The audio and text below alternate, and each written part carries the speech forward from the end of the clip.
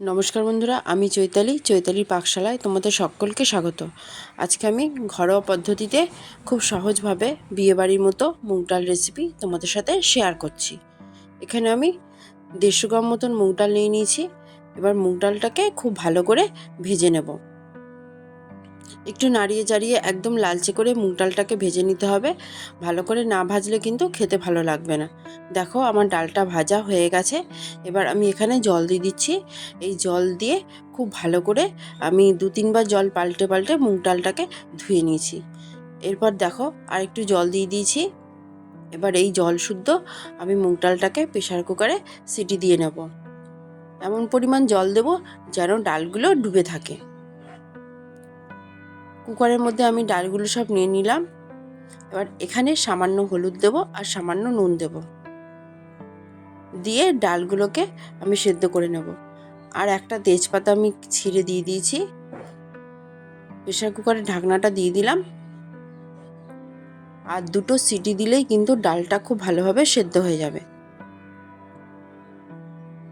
এবার দেখো আরেকটা কড়াই নিয়ে নিয়েছি। কড়াই আমি সর্ষের তেল দিয়ে দিলাম 2 চামচ মতন।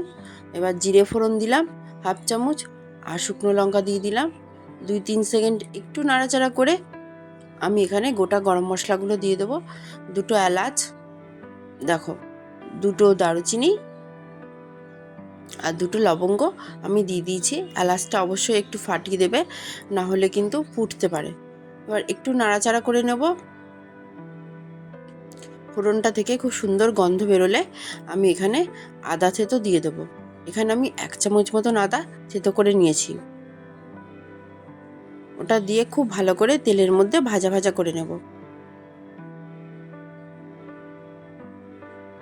গ্যাসের আঁচটা কমিয়ে এটা করলে ভালো হয়, না হলে পুড়ে যেতে পারে। দেখো আমার ফোড়নটা রেডি হয়ে গেছে। এবার আমি এখানে হিং দিয়ে দিলাম, 1/2 চামচ মতন দিয়েছি। তোমরা না চাইলে নাও দিতে পারো, তবে হিং দিলে কিন্তু টেস্টটা অনেক গুণ বেড়ে যায়। এবার একটু নাড়ি চাড়িয়ে নেব 2-3 সেকেন্ড মতন।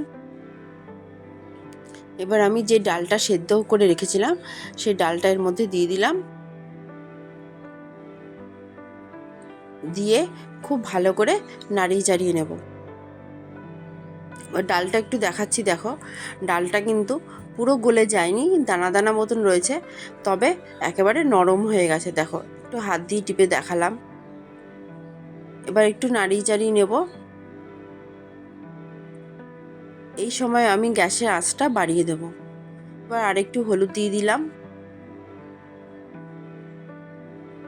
দিয়ে একটু নাড়িয়ে নিলাম।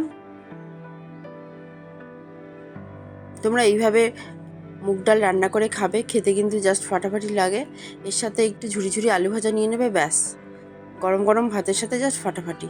এবার গরম মশলা গুঁড়ো দিয়ে দিলাম 1/2 চামচ মতন, দিয়ে একটু নাড়িয়ে চাড়িয়ে নেব।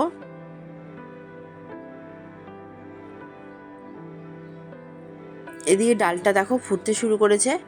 এবার চিনি দিয়ে দেবো 1 চামচ মতন। ফুটতে ফুটতে যেগুলো দানা দানা রয়েছে না, সেগুলো একেবারেই গলে যাবে। তোমাদের যদি ভালো লাগে লাইক করবে, সাবস্ক্রাইব করবে, আর বাড়িতে অবশ্যই এইভাবে রান্না করে খাবে, খুব তাড়াতাড়ি রান্নাটা হয়ে যায়। এবার ঘি দিয়ে দিলাম 1/2 চামচ মতন। এই ঘিটা কিন্তু আমি বাড়িতেই বানিয়েছি। তোমরা চাইলে ঘিয়ের রেসিপিটা আমার চ্যানেলে আছে, দেখে নিতে পারো। দেখো আমার ডালটা অলমোস্ট হয়ে এসছে। একটু নাড়িয়ে চাড়িয়ে নেব। তোমাদের যদি ভালো লাগে লাইক করবে, সাবস্ক্রাইব করবে। আর একটু নুন দিয়ে দিলাম। নুনটা তো ফার্স্টে অল্পই দিয়েছিলাম, তাই এখন একেবারে টেস্ট বুঝে নুনটা দিয়ে দিলাম। দেখো ডালটা কিন্তু একদম গলে গেছে। তোমাদের একটু নাড়ি চাড়িয়ে দেখালাম।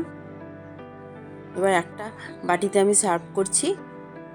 ডালটা কিন্তু খুব পাতলাও হয়নি, আবার খুব ঘনও হয়নি, তবে ডালটা ঠান্ডা হয়ে গেলে আবার অনেকটাই ঘন হয়ে আসবে, তাই আমি এরকম অবস্থাতে নামিয়ে দিলাম। ব্যাস আমার রান্নাটা রেডি। তোমরা সবাই ভালো থাকবে, সুস্থ থাকবে। Tata, by.